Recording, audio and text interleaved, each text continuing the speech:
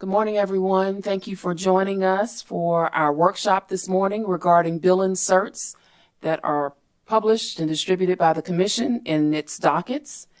And we have an agenda this morning. We thank everyone for your participation and helping us to improve our processes, publications, notices to the public this morning, a very important topic. We're going to follow the agenda. Our first presenter of a short summary of comments will come from AARP. And Mr. Roof, I think you're available to kick us off. Okay. The comments were in themselves something of a short summary of an extensive literature I'm bouncing around on one of these screens, of an extensive literature reaching back to the 1940s, so 80 years ago, on readability, legibility, and usability of particularly government documents. And I was tempted to just read them, but when I was an undergraduate in the 1960s, I attended a talk given by Herr Dr. Rudolf Flesch, who is sort of the grandfather of readability metrics. And instead of giving us a talk, he read from an article that we all had in our packets. So it wouldn't make a lot of sense for me to do similarly by reading these comments. Let me touch on the high points, however. First is to look at the goals for readability, and that is plain language as defined by the Plain Language Association and other folk who concentrate on the use of plain language. Says that the goals are so that users can find what they need, understand what they find, and use what they find to meet their needs. This is guided by decades of research. As I said, there are metrics for measuring readability level, and although there are some issues with simply relying on the readability metrics, nonetheless they are a good guide, and I've laid out some of them and how to access them in the comments. The clear direction of government communications with citizens and consumers has been the movement to plain language. There's a federal law passed in 2010, the Plain Writing Act of 2010, to improve the effectiveness and accountability of federal agencies to the public by promoting clear governmental communications that the public can understand and use. And there's lots of guidance out there. Plainlanguage.gov offers guidance and training and examples. Individual agencies have their own guides on plain language that the Commission could model its publications on. They include the Center for Disease Control. I reference later the Securities and Exchange Commission. Making documents readable first means that you have to write for your audience. And in South Carolina, for the average consumer and the consumer with reading challenges, that means writing at probably a 6th grade writing level. But it also means involving those with limited reading ability in figuring out how it should be written and whether it is usable to them. You should organize the information so that the most important information comes first. Get to the point.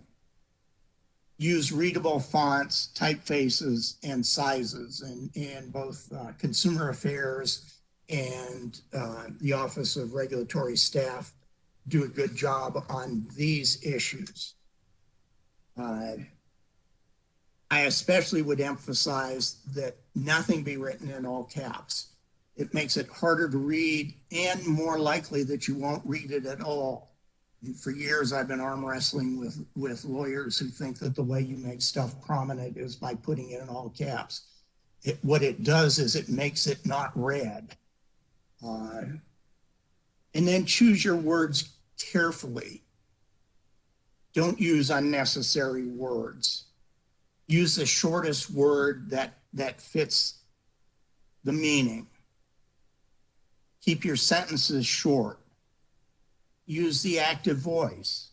Keep it conversational. Avoid hidden verbs.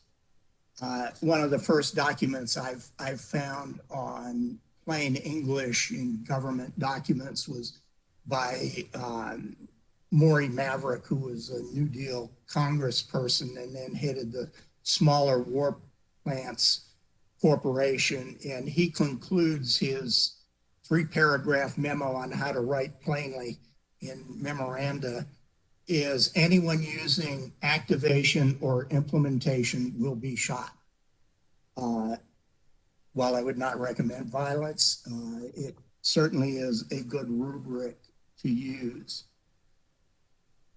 Use pronouns. And then the comments, I noticed that somehow my brain glitched and I have that as prepositions. And as much time as I spent diagramming Latin sentences in high school, I certainly know the difference. But use pronouns to personalize the writing. Talk about the things that you will do as a reader. And design the page for readability. And again, Consumer Affairs and ORS both do a good job of laying out some of those guidelines. One I think they both missed was using ragged right formatting instead of a fully formatted that makes the words vary in length and size.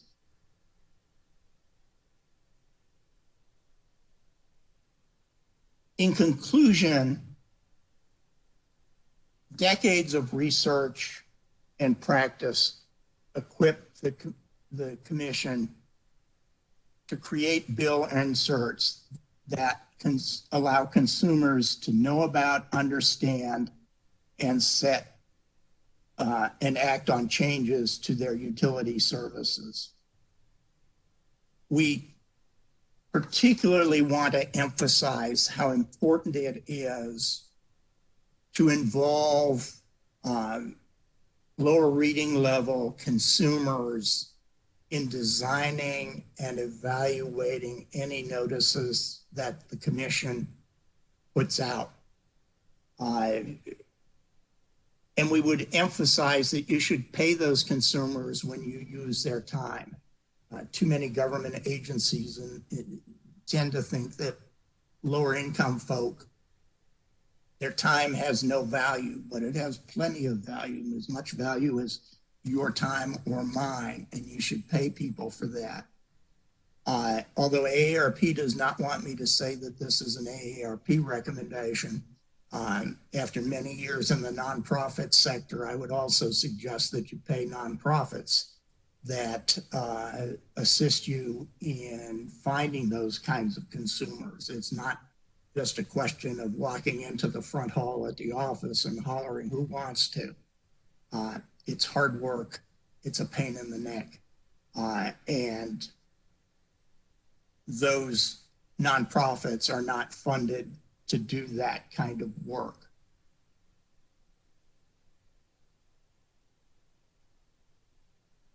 And so, to sum it up, there's no magic to using plain language in government documents. And we'd urge the Commission not only to look at the bill inserts, but at any documents that the commission uses to communicate with the public.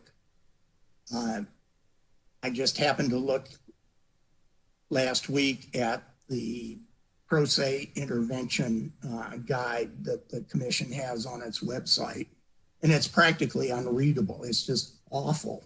And it needs to be completely revamped and revised so that it is usable.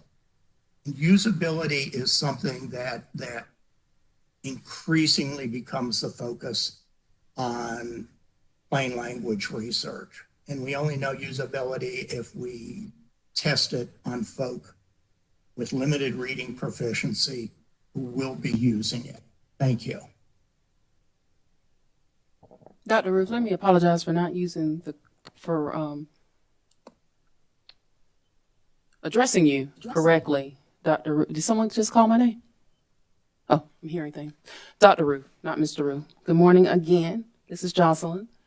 Yes. Thank you so much for your comments. Thank you for the links and the amount of work that AARP exerted to complete its comments. I really appreciate it on behalf of the commission. I want to start with one of the last things you said. So I know this gathering is in order because certain staff members and some of our leadership met just yesterday on that pro se litigants guide.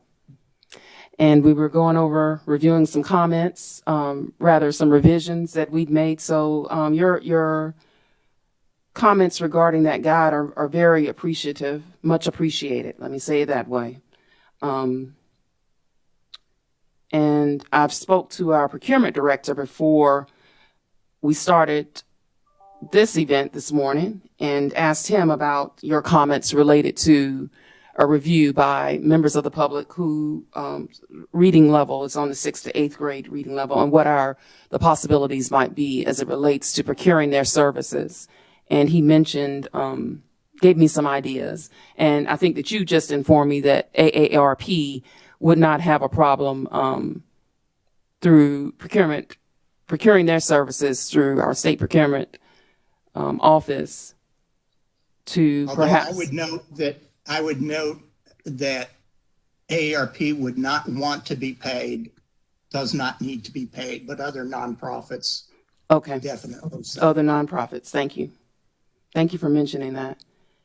As it relates not just to our notices, but also the pro se litigants guide. So thank you, Dr. Ruth. So do you mind if I ask you just a couple of questions, please, sir? Absolutely not. Okay. One being, do you think it would be appropriate to include basically two notices that we need to make sure, I think the agency does, that any legal requirements that need to be met as it relates to the content, the substance of the commission's notices are met. But we also need to meet the needs of those consumers who reading level or who need to understand and the event, the hearing, the docket that's been opened. They need to understand the substance of the notice too. Would you think that issuing two documents, one that's maybe in more of a summary form, hits the highlights with headings, and then a second document that makes sure that covers really all the legal bases that need to be covered as best as possible? Do you think that's overboard or?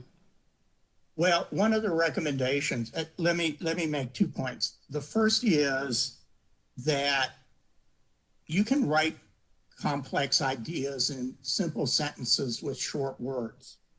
Now, if you have legal requirements on certain magic words, then the recommendation in the literature is that you put the important stuff up front and then move the more complex, legally required verbiage to the bottom of the notice so that you can you can kill two birds with one stone with one notice. Thank you for that. So you proposed, it's your position we should try to issue just one notice, one that's more simple, more readable for most South Carolinians, and then if necessary, include more complex information at the bottom. Yes, I mean, All right. I was part of a process designing training 30 odd years ago, where part of my responsibility was to address readability. And one of the things I did as an exercise was to take an expert report that I've presented to federal courts on the statistical analysis of racial bloc voting. And I wrote it at the 6th grade level, and it was perfectly fine. In fact, it's the model I use now when I testify in federal court on those kinds of issues. Do you mind, now that you've told me that, do you mind that when at the appropriate time, if I have our procurement director reach out to you and just ask you for suggestions as it relates to vendors, others who we can contract with for their services, Dr. Roof? No, I'm perfectly fine All right. with that. I will ask, his name is Matthew Hall. So I will ask him to reach out to you just for some ideas as we do some research. Then I don't know that you mentioned graphics in yours. Graphics. There is a mention in the written comments about using graphics when you can. Again, Okay. I would test those because, I see lots of graphics and I'm like, what's that trying to tell me? Graphics and charts. Okay. Yes. Yes, we just need to make sure we test them. I understand. Now, aside from the bill inserts, Dr. Roof, are there any other ways that tools the commission can use, do you think, that will effectively reach your stakeholders other than via a bill insert? We, of course, have social media, but we're always open to suggestions to improve. Well, I think it's important to recognize that 15% of South Carolinians in 2013 were not functionally literate. And so the more oral and visual communications that can go out, the better. And the kind of social media that I might be on is going to be very different than the kind of social media my 45-year-old son or my 20-year-old granddaughter might be on. And so it needs to be, you need to take into account all of those. I don't know whether any of the commissioners want to dance in a TikTok while announcing an upcoming rate case, but some kind of appropriate visual and oral presentations would be very helpful to the lowest level readers or non-readers.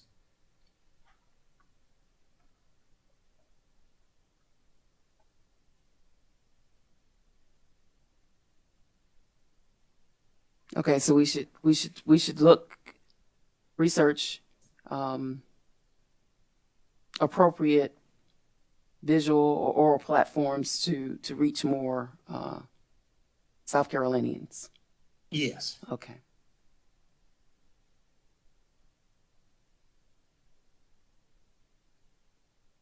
Do you find radio to be effective for your stakeholders?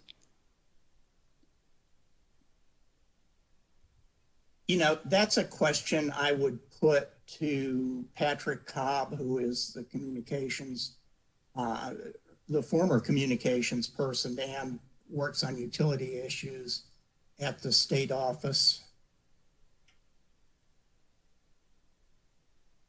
I think the answer is yes, but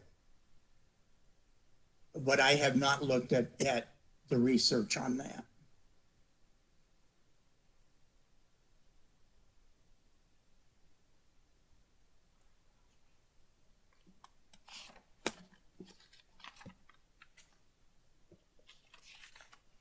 Well, Dr. Roof, thank you. I have 2 follow-ups. If you happen to talk to Mr. Cobb, let him know we're going to reach out to him, and I will pass your information along to Matthew Hall, our procurement director. And Okay. can he reach you through the local office or just use an email address? Y'all have my email address. Okay. Well, I'll ask him to communicate with you via email. Thank you. Thank you, Dr. Roof. We're going to move on now to South Carolina Appleseed Legal Justice Center. Director Berkowitz. Good morning. Good morning. How are you? I'm fine. And I did not file written comments because I, as always, knew Dr. Roof would have the literature searched and the data in his, but I want to endorse them wholeheartedly. But the first thing I want to say to the commission is thank you so much for making this a priority. One of the things that we struggle with here at South Carolina Appleseed is people reaching out to us because they're receiving notices not just about their utility bills, but it could be something as basic about how to access their food benefits or their unemployment benefits or their disability check, all the things that they need to get to just keep body and soul together, but do not have the ability to understand what's being provided to them. I will say I've learned everything I know from Dr. Roof because I'm one of those lawyers that he pounded into my head at the beginning of practicing law, that what I needed to do is make sure not just to be zealously representing my client and giving them the best legal help they can get, but also to make sure they understand what I'm doing, they understand their rights, and they understand what the resolution is. So I have provided that same form of torture to every single person who's worked for me at South Carolina Appleseed, because the first thing we do when they get here is often undo 20 years of higher education or that they have learned about how they should be writing and providing information to people. You know, we are learning here to write for judges. What we really need to be doing is learning to write for the individuals that we're representing. And so nothing on that we send out to the communities that we work with is below, we aim for 5th grade, but sometimes recognize that we're up 7th or 8th grade level. It's ironic that those people who often have learning challenges and then it impacts their ability to earn often have some of the most complicated and difficult programs that they have to navigate through, whether it's unemployment insurance, whether it's accessing benefits, or whether it's understanding what they may need to do to keep their utilities on. So we do our work to make sure that whatever we're getting out to folks, they understand. And I would urge you to take a look at our website because we do deal with many, many very difficult programs and have learned to write them at a very basic level. Then on top of that, one of the things I would encourage is that we have many Spanish speaking individuals in our state now, and many agencies that receive federal dollars, of course, are under Title VI, but mostly we're concerned about that our clients who English is a second language for them and need to have their information written not just plainly and easily to understand, but also in their native language. One of the things that we do is try to make things short, sweet, and to the point.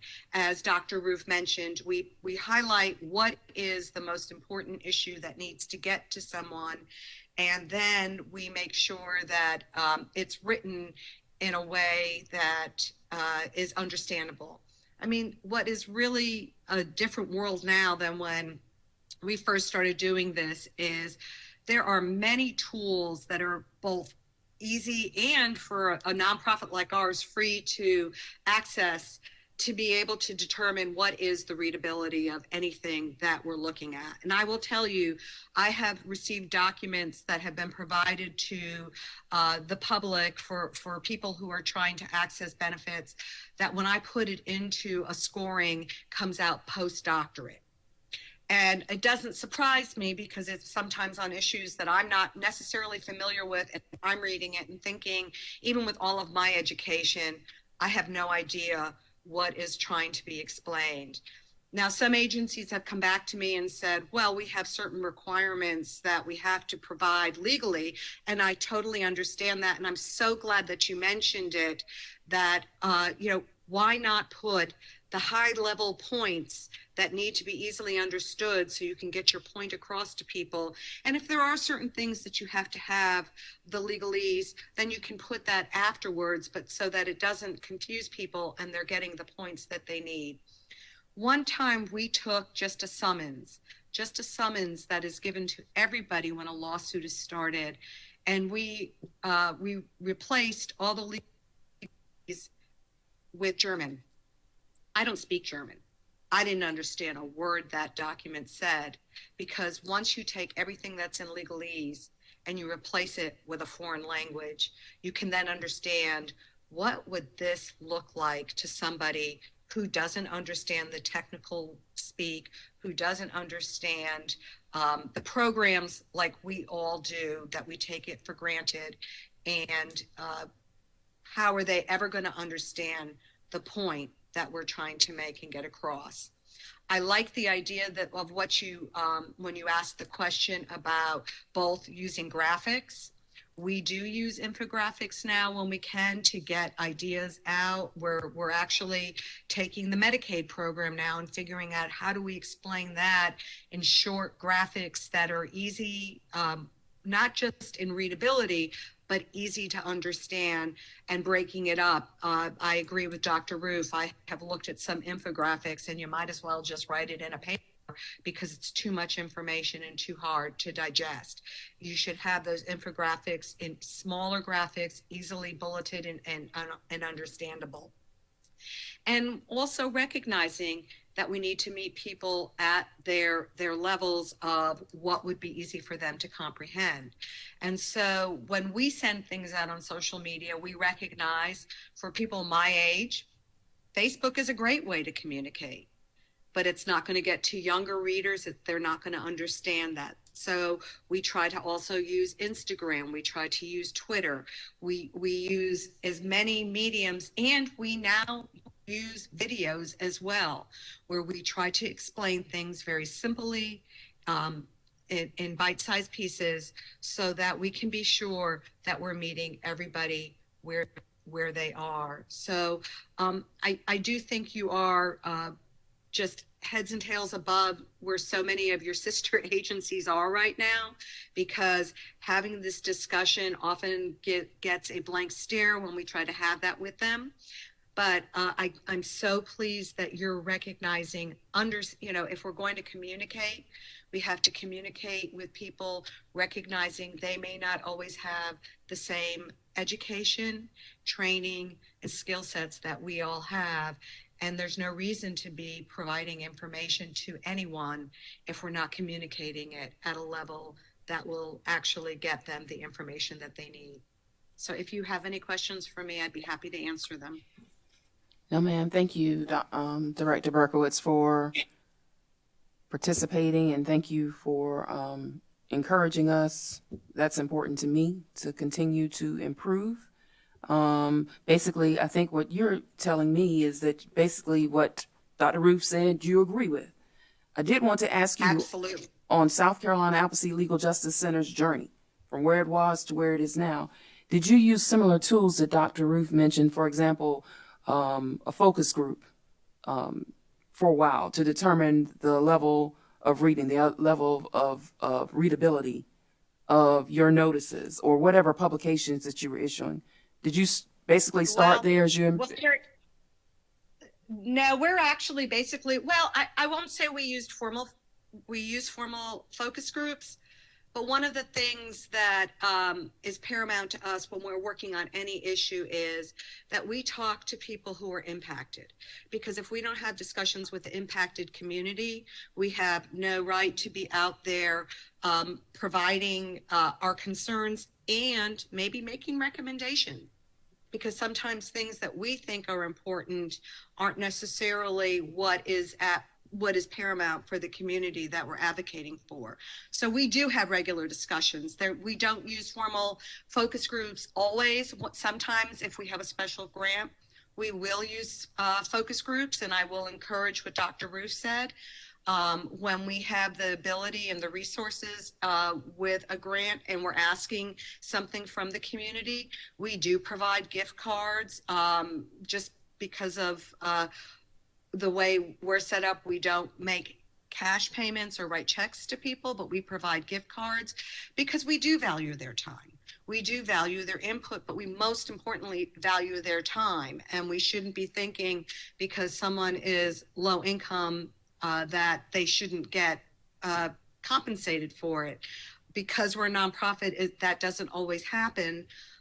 But we're regularly meeting with the community, asking them questions as to importance. And I think we've been doing it for such a long time now, as we're putting out notices and information, especially over this last year during the pandemic. That would have been a luxury to be able to run everything by communities. But if we hear from folk that as they're looking at what we're sending, that something doesn't make sense, we're tweaking it constantly, updating it.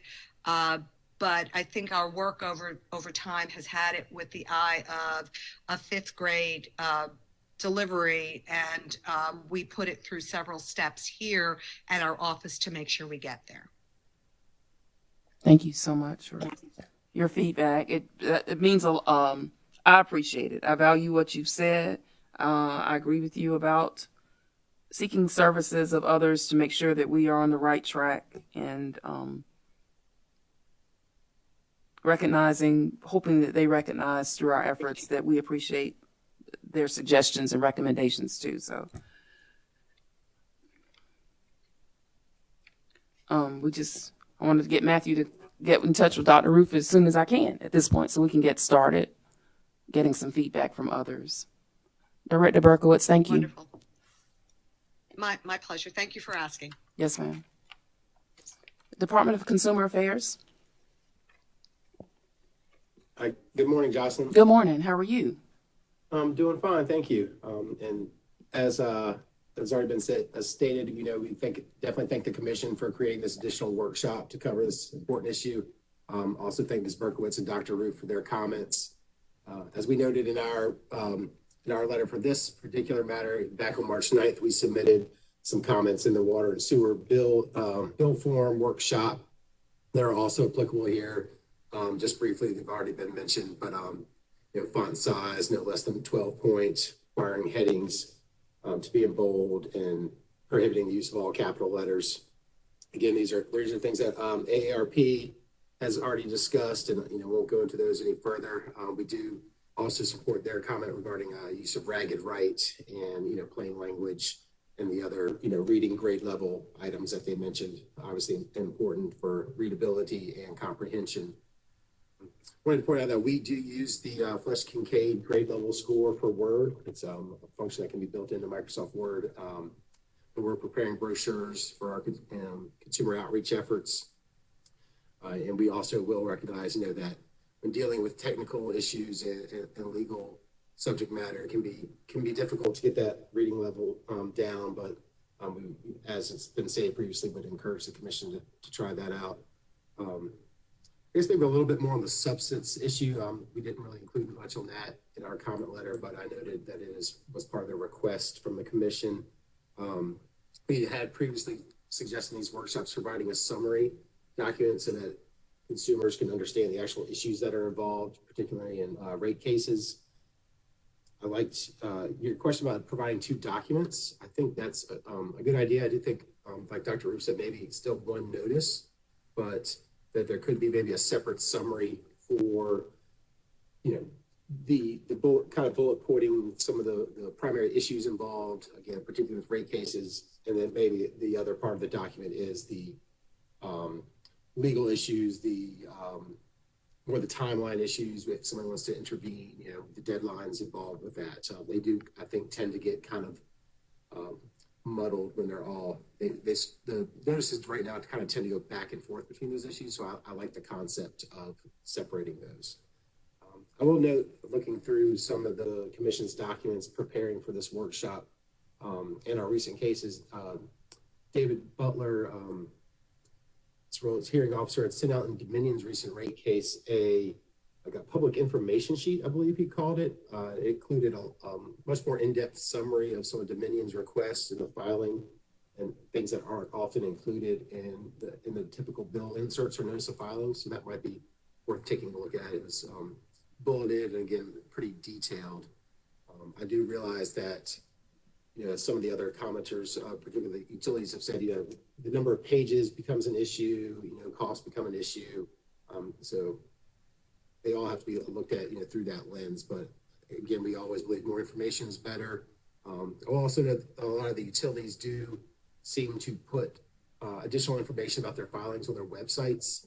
So that might be something the commission could consider, you know, outside of DMS if they're not already doing that. Let's see, just to reply to some of the other parties' comments, you know, we agree with ORS regarding the use of headings. We also agree that including, they had a comment about, if you look at the notices, there's typically like a block at the end where it says, you know, direct testimony due this date, reply due this date. We do agree with ORS that putting the date first might help draw the reader's attention to that and could be helpful.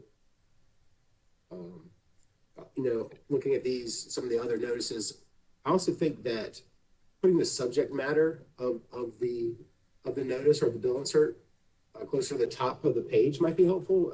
Notice that it's typically like the fifth item down. I think it's like Public Service Commission, Clerk's Office, notice of filing, the docket number, and then it tells you what it is. For example, you know, application of Dominion for adjustment of rates. That seems to me like it would be something higher up in the document, a little bit more prominent. Let's see, looking at my notes. Dominion and Duke both, you know, I assume they'll probably mention this, but they both reference the costs of sending out special mailings versus bill inserts. I believe Dominion noted, you know, nearly $600,000 to send out special mailings for the public night hearings. Duke didn't note any costs, but they did note that those costs would be recoverable from consumers. You know, while we definitely want consumers to be able to get notices of these events and these hearings, you know, these costs are ultimately going to be borne by consumers. We do believe maybe the commission could look into its procedures and discussing with the companies how best to kind of keep those costs down. I think that's all the comments I had. You know, again, we appreciate commission staff creating this additional document workshop, and you know, look forward to discussing these matters further. Thank you. Thank you, Mr. Hall. I wanted to ask you, just follow up on a couple of things. Thank you for letting us know about the software that you use at the Department of Consumer Affairs.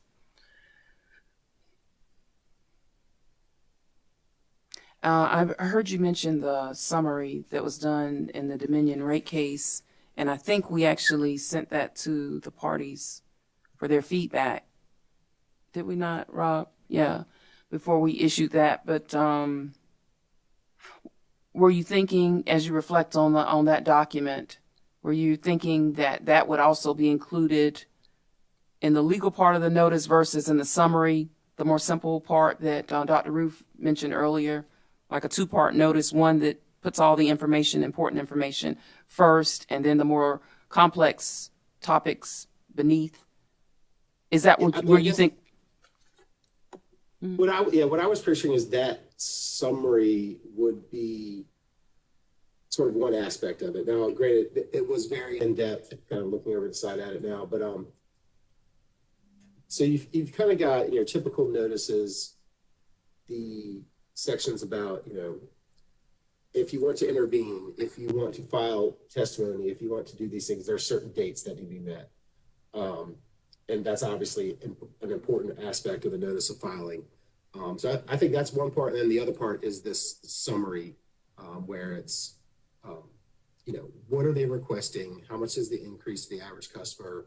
What other items are they requesting? Things that might be relevant for a consumer, an advocacy group, any other person or party that might intervene to be able to see and consider whether they want to comment or potentially intervene.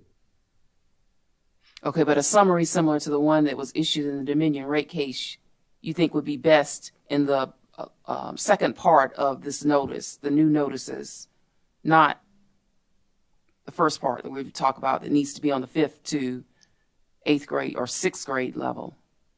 Because I think that document was kind of pretty detailed. It is detailed, and I probably,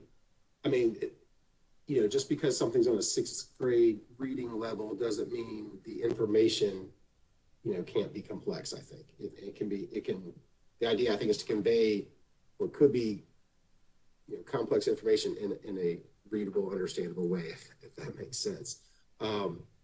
So that particular document from the Dominion matter may be more in depth than needs to be in a bill insert.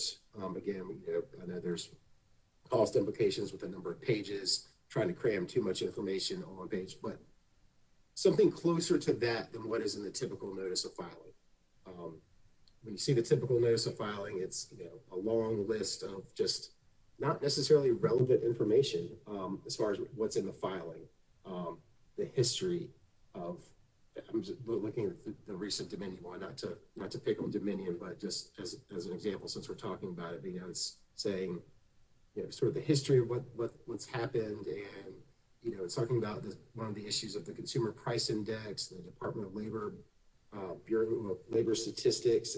If you compare that to what Mr. Butler put together in the kind of bulleted format, I think if you compare those side by side, you can start to get what I'm trying to explain now, in that it's a little bit more concise.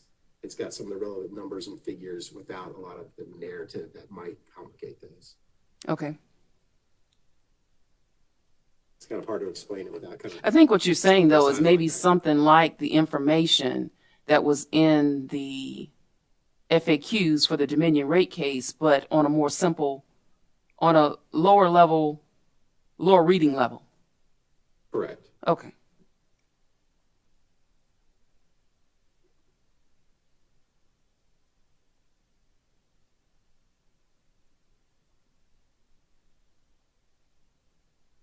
And I don't want to take credit from one of the persons in the room who helped, Rob Bachman, our public information officer. He's present in the room. He actually, Mr. Butler issued that, but I think that was a joint staff effort. And then after it was completed, it was sent to the party. So since I have my colleagues, I want to make sure everybody feels their value. All right. So want to make that clear. And to give credit to the utility companies too. I have, like I said in my comments a few minutes ago, I have seen where they will put some FAQ style or some information about their proposals on their websites that are the ones I've seen. Can't think of a specific example right now, but the ones I've seen are typically pretty easy to understand. They're good spacing, good bulleting formats. So that's helpful. So again, that might be, they can't all go into a bill insert necessarily. Maybe it's something that the bill insert could direct people to, whether it's through a website or make a request to receive it in some other manner. Yeah, I think I'll ask you, briefly ask the other utilities too. We're on such a short time frame once we accept the rate cases to issue a notice. And so my mind is churning now to make sure we get all of this done in a timely manner, and that it's also readable, understandable, and on the levels that everyone talked about. So for me, I'm just, we're going to have to move quickly and perhaps even ask the utilities to provide some information up front to make sure that we're not going back and forth. And as you mentioned, to keep the costs down as much as we can, to timely issue the notices so that they can be included in bill inserts, and so that the companies, utilities, and ratepayers don't incur additional cost. Time is of the essence as it relates to on the front end. as it relates to issuing the notices, making sure the information is correct, making sure that it's on a level that most can understand. So, because that's the other issue, that's the other part of this, that we issue it, and then within 6 months, or within 4 months rather, the commission needs to conduct the hearing if it's in a rate case. Other cases, some other cases, the timeline, time deadlines aren't as important, but in rate cases, they are important. And then we have to, the return date and the hearing date.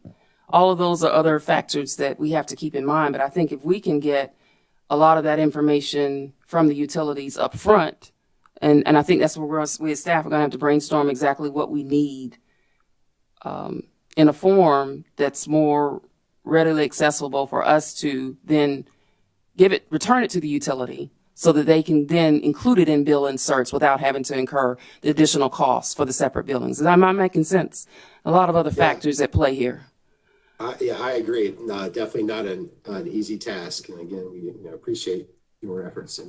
Oh, we're going to get it right now, but I think it's going to require some more information up front so that we're not going back and forth, and we don't want to make mistakes, because if the information is not, and we have to continue to communicate back and forth, that's going to take time away from the entity or persons that we're asking to review the notice, to then get it to the utilities in time for them to include it in bill inserts so that ratepayers aren't incurring more cost. So, yeah. Let me see if I have anything else, Mr. Hall. Let's see.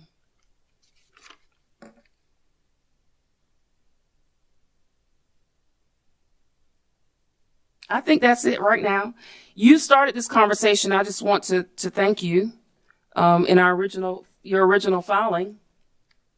Let me see. Maybe that was in February. I think you started talking about the notices then. And I think that once I saw your comments, I showed you a document of a notice we had done, and you provided some initial comments then. And I just appreciate your comments. I appreciate your sincerity. We want to get better. We've just got to figure out how to do it so that it's cost effective and it's effective, basically. Well, well, thank you. We'd be glad to offer any additional assistance we can. I think, as I've mentioned before, our public information folks are really kind of the ones giving me, as an attorney, these aren't things I necessarily think about a lot, but it's things that the department does and all of our communications, and they have definitely given me valuable input, and I'd be glad to have them assist. Though I will say our primary public information person is on maternity leave right now, but she will be always glad to offer any additional information. So. Well, I don't know. Who knows? She might be on our team too. I know we have interagency contracts that we could enter into. We're just looking to get better, faster, rather than, because we're always issuing notices. I have 3 on my desk right now. So time is of the essence. And so we might be calling on your agency also. Be happy to help. All right. Thank you. All right. Moving on to Dominion Energy, South Carolina, Mr. Burgess and Mr. Gissendaner. Hey, good morning, Jocelyn. Good morning. Happy Friday to you. Thank you. Happy Friday. So Dominion Energy, we do appreciate the opportunity to file comments, and you probably noticed that our comments are pretty brief, and they're really focused on a couple of points. Number one is the fact that the notice of filing that we're talking about here, there is a regulation that governs actually what's included in the notice of filing, and the fact that the commission requires us to issue the notice of filing in newspapers serves as what I understand as the legal notice. There is this other element that we've been talking about with respect to providing customers with notice, with the notice of filing. And the way that regulation is written, if you're going to provide customers with a notice of filing, then I think you have to include the basic information that is set forth in the definition of a notice of filing in order to be compliant with the regulation. And that act, with respect to sending notices to customers, is discretionary. It's discretionary on the part of the commission, and sometimes they exercise their discretion and sometimes they don't. It all depends on the proceeding. Obviously, matters of great importance, such as a rate case, we find ourselves in a position of issuing notices of filings to customers. And I certainly understand that that these are complicated, complex matters that arise before this commission, and it can be difficult to break that down into the type of readability that folks would want us to write the notices in. But I say all that just to kind of point out the fact that if you do exercise your discretion to require a utility to issue a notice of filing to its customers, Dominion Energy certainly has no objection to that. That's the commission's right to do that, and we respect that. However, there are 2 points that we want to make sure that the commission is aware of with respect to the issuing of a notice of filing to our customers, and that's time and money. And they're both related, and we can talk about what we want to put into the notice for customers at the end of the day as to the font size, whether or not you want to put something in color or not. That's totally within the discretion of the commission to have the utility do that. But obviously, as you do those things, they do have an impact on the amount of money that you have to spend in order to print, produce, and mail out the notice of filing to customers. The notice of filing to customers, other than it needing to be compliant with the regulation as far as X, Y, and Z being in there, it's just that. It's a notice. And I think it's easy for us to get wrapped around the axle as to everything you want to kind of put into a notice so everybody has an understanding of what's in the proceeding. And I think the notice really, the point that I don't want us to lose focus on is it's really just a document that is entitled to get somebody's attention. And it's got basic information in it that is required by the regulation.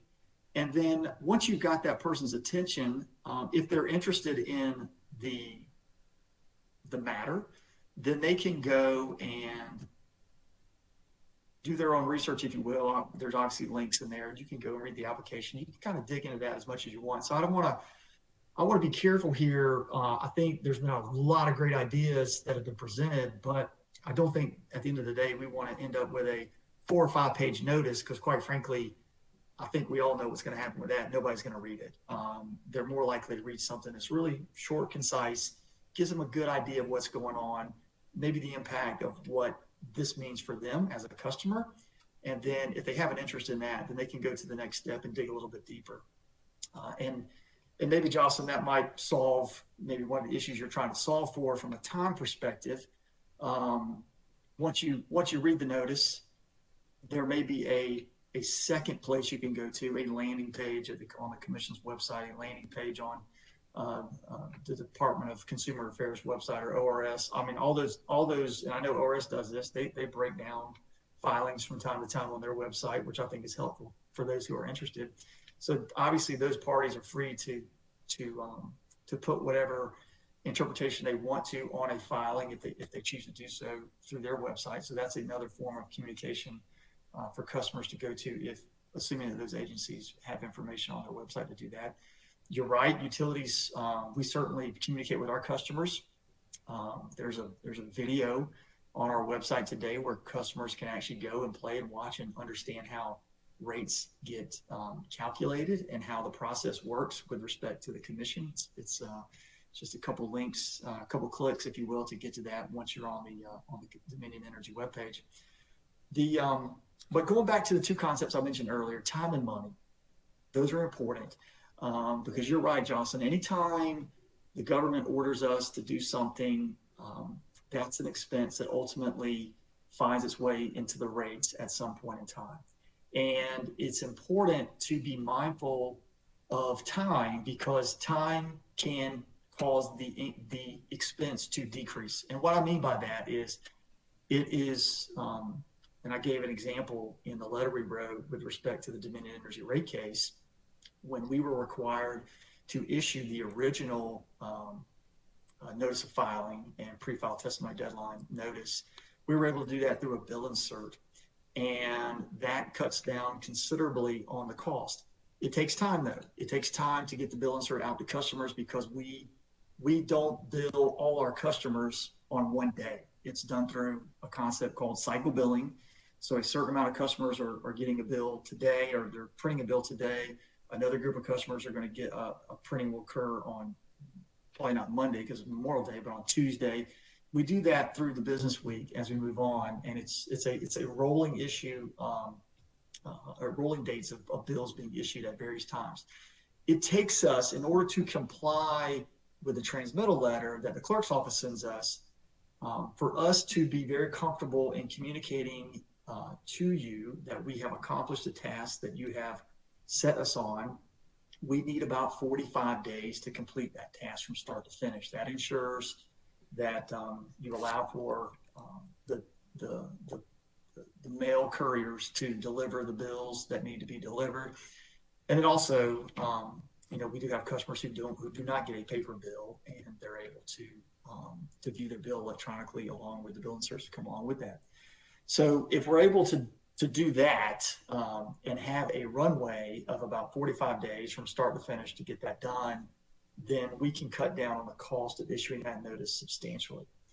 On the flip side of that, if we are not given the ability to have a 45-day runway by providing the notice through a bill insert, we have to go through another step in order to get that communication out to customers. And the only way we can do that is through what we call a special mailing. And that simply is a function of us taking the notice on whatever the issue is. And in the rate case I described there, it was a notice of public hearing for the public to provide comments at various points in time with respect to the rate adjustment that Dominion Energy is seeking.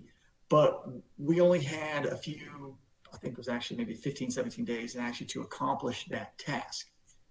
We can't use cycle billing to do that. We can't use a bill insert to do that. The only way to do it is to print it on a piece of paper, fold it up, mail it out. And again, this goes back to what I was saying earlier, is if you've got if you have a 4 or 5 page notice, it's going to add to the cost and the postage to mail that out. We like to keep it on one page. We can print front and back, we can trifold it, and boom, you can mail it out. As you've probably read in our comment letter, that is a significant amount of money to accomplish that task by way of a special mailing. So the point of providing the commission and you, Jocelyn, and your staff with that is I know you're right. Y'all have to evaluate a lot of notices, and I know that is a ton of work that y'all have to do. And not only is it a ton of work, you have to do it in a very short amount of time. And I certainly respect that. But with respect to the cost, if we plan a little bit ahead with respect to these notices, we are able to reduce the cost and reduce it significantly by using a bill insert. Again, what the bill insert looks like, what's actually in there. I think from a legal standpoint, you just need to include what the regulation says you need to include, and then anything else that you want to put in there, certainly and you can do so because you've kind of gone above and beyond what the law requires with respect to that. But again, keep in mind, the longer you make that notice, maybe in that instance, if it's 4 or 5 page notice, folks may not be inclined to read it, especially, at least given my attention span these days. I'm learning as I'm getting older, my attention span is decreasing. And so I'm just looking at things very quickly. But in any event, the thing I'll leave you with here is time and money is how the utility looks at this. And then also the notice is just what I said it is. It's a notice. It's a document to put you on notice that there is a matter that you may find of interest. And if you do find of interest that matter, there are places you can go to find out more information about that. And then you can kind of go from there and make whatever informed decisions that you want to make with respect to participating or not participating or filing letters of comments, what have you. So Jocelyn, that concludes my comments. I appreciate you holding this forum to let us get these points out. And I'm happy to answer any questions that you may have, or I'll at least do my best to answer any questions you may have. Thank you. Thank you, Mr. Burgess. Appreciate the 45 days that you mentioned here. Have been put on notice by the Duke companies that they need at least 55. And I think we have, when we've issued transmittal letters to the Duke companies for bill inserts, we have really kept that in mind. So thank you for putting us on notice about the 45 days. Mr. McPherson and Mr. Jeffries, if you would think about what's required for Piedmont, not including the fuel cases, because I think that's been operating the notice part, not the substance of it, but the time that we give the company to prepare those notices, I think is working. But thank you, Mr. Burgess, about Dominion, because I was not sure about the date. I remember the 55. The Duke companies have been including that in their documentation. Thank you for letting us know about Dominion. We're not trying to create additional costs, unnecessary costs for the customers. At the same time, I think the commissioners are really trying to balance and make sure that customers get the hearings that they think they should have to be heard.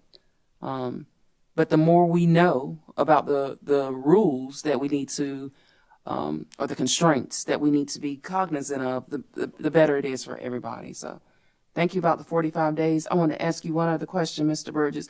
When you send, and your point about in any way deleting the ability for Dominion or any other utility to send notices electronically or by bill and paper copies, depending on the customer's preferences, that's not even on our radar to in any way amend those tools or the means by which customers currently receive notices. Just so you know, that's not been an issue for staff. So that will remain, okay? Yeah, and Jocelyn, I'll just give you a data point here too.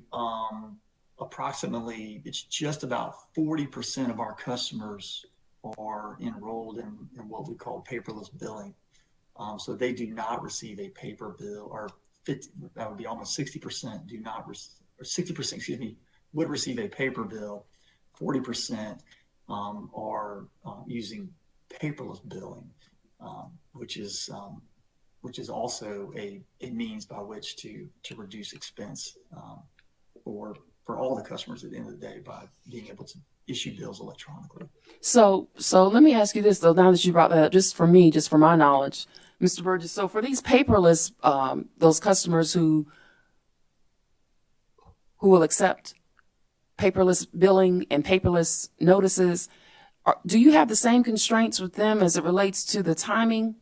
Or can you send them, the constraints are really only related to U.S. mail, right? As it relates to incurring additional cost? Yeah, if we're given, number one, if we're given a short amount of time within which to accomplish a task, and sometimes we're told U.S. mail and we're not given the option of an electronic method, which is fine. But to the extent that we are given an electronic method, we use that method. So if, for example, there was a transmittal letter issued to us and it said, hey, Dominion, you need to issue this notice to all your customers, either by bill insert or by electronic means. For those customers who have agreed to accept communications from us via electronically, that's exactly how we do it. We'd send it to them electronically. But again, 60% of the customer base does not participate in that, so we would still be required to send them an actual piece of paper through the mail. Yeah. So I see the costs that you have in here are related solely to customers who receive notice by U.S. mail, the additional cost the company incurs. If you find a transmittal letter recently where you weren't, was that by order of the commission that you were instructed only to send the notice via U.S. mail? Right. Okay. That's right. When I went back and was preparing the comment letter for this, I went back and looked at the rate case, and with respect to the night hearings, the commission wanted to have, we were only given the option to send that to them by mail. Okay. I wanted to know if it was the staff, because I didn't think that we would do that. No, that was in order. That was in order. All right. Last question. For your customers who receive notices via electronic service, electronic means, do they have to click another link to actually access the notice, or do you provide the notice immediately? Do they have to click another link? Take a second step to see the well, notice? I can speak to that very definitively because not only am I the company's lawyer, I'm also a customer, and I do receive paperless billing from the company. And here's how it works: you'll get an email from the company saying, "Hey, your bill's ready," and click on this link to go view your bill. That's one click. That takes you to a landing page where you put in your credentials to sign on. You click OK to sign on. That's 2 clicks. Once you get to that page, you just simply scroll to the bottom and bam, there's your notices right at the bottom. And there may be more than one notice for that particular bill statement. So for example, if we have a rate case going on and there's a notice for a rate case, obviously we'll have that. There may be another notice for call 811 before you dig, things of that nature. So you just simply, all the notices are right there. And in fact, you can even go back in time. I want to say, Jocelyn, back to 2019, and you can review all the notices that you want to review if you're inclined to do so. But at most, it's 3 clicks to see the notice. Because once you scroll to the bottom of the page, it's actually not maybe about halfway down actually. You click on the notice you want to read, and then it comes up, and you can view it. So from start to finish, if I'm sitting here at my computer and I get an email from Dominion, it's 3 clicks to review the notice.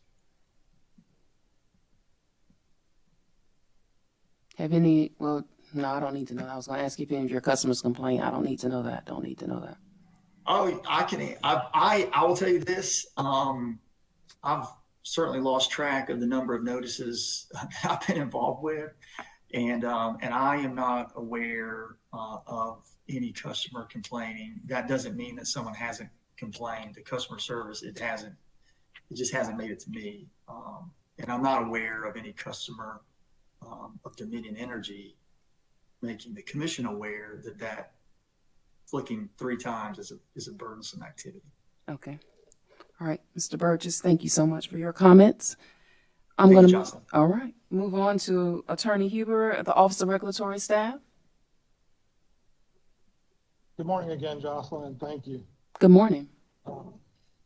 ORS appreciates the opportunity to file written comments regarding this subject and provide an oral summary of those comments today. I will keep my summary brief. Many of the comments we expressed have already been expressed by other participants in this workshop, and we thank Dr. Ruth and Director Berkowitz for participating in this and for their comments. But I will go through ours just briefly. ORS does recommend that the font size and the body of a notice be consistent and large enough to enhance readability. We recommended a minimum of 12 point. We recommend a consistent font style family. We also recommended that headers or important content be bold to distinguish them from the body of the text. Similar to other participants today, we also recommend avoiding the use of all caps. We have suggested that, similar to some of the other comments today, that an at a glance or a similarly labeled summary section be included in a notice, and that be in sort of in a list format. It's kind of with the important points. We also have suggested that notices be broken into different content sections to help with readability. That the commission logo appear at the top of any notice. And we also suggest, we recognize that notices need to be cost effective. So we do recommend that length of notices be limited to help with that cost. We're also working to make them reader friendly. We recommend, again, similarly to the at a glance section, that any additional information, we recommend that any additional information that might be included with the notice that is not part of the official notice begin on a separate page from the notice. As Mr. Hall mentioned previously, we've recommended that when there's a date and a time, that the date be listed first and then followed by the time frame.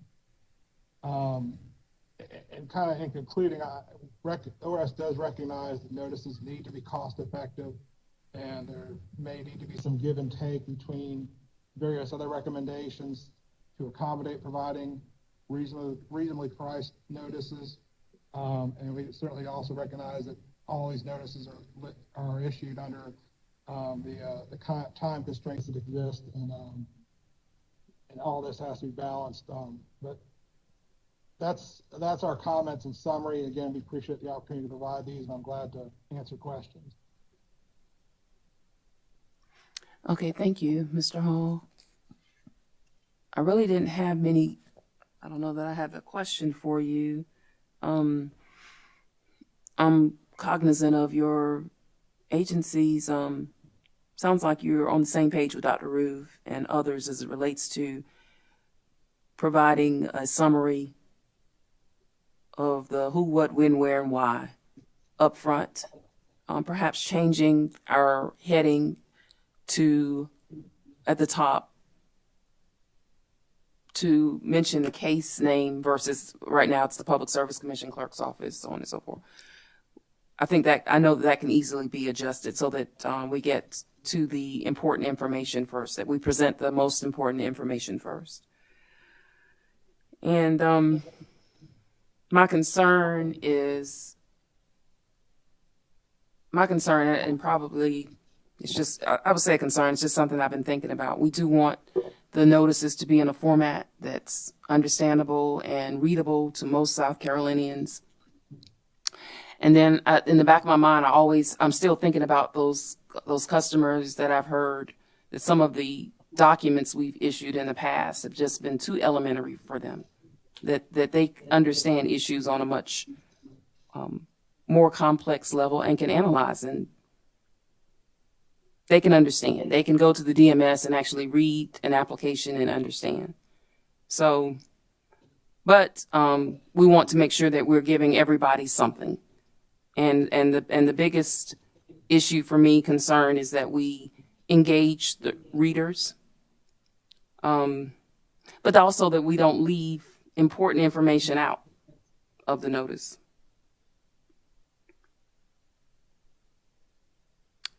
So I'm just hoping and praying that DMS doesn't break, because it sounds like the notices are going to be shorter, but we want to make sure people can still access and research the filings.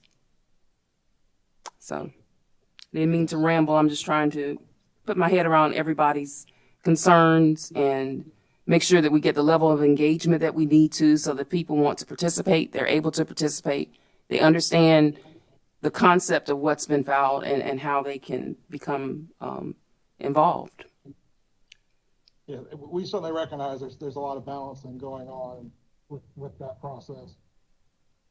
Yeah. Okay. Thank you, Attorney Huber. Thank you, Jocelyn.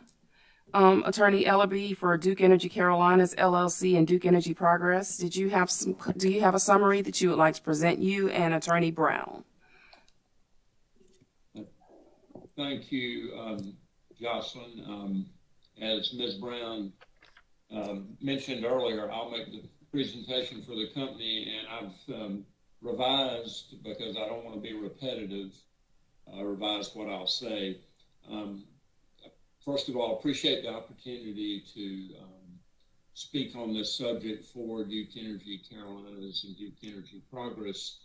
The company's support efforts that the commission, and appreciate the effort that the commission is going through to look through this and look at this. This has been an issue, Jocelyn, and for many years, with us having issues come up regarding notices, and I think approaching it in a comprehensive way that y'all are doing is extremely helpful, and also appreciate the input from the various stakeholders. The companies, the Duke companies, support efforts to simplify the notice and to keep the notices as brief as possible. The notices should be intended to explain to people on a level that they can understand why they should be interested in the matter for which notice is being provided, and direct them to places where they can get more information about it to get a fuller understanding. I will echo comments from Mr. Burgess for Dominion. There's a trade-off. The more information you try to put in the notice, the more likely it is to increase the cost. There are really two elements of cost. One is if the notice gets too long, you can increase the postage cost. The other and more significant increase in cost comes when a special mailing has to be done, and the mailing cannot be done as a bill insert. Bill insert is much more efficient way of providing notices to the customers. But it requires, as indicated in our the letter that Ms. Brown submitted, it requires planning and a significant amount of time to get. And I won't go through the detail that Chad did on the requirements to get the notices done and reviewed and prepared and printed and shipped to the place where they're mailed out.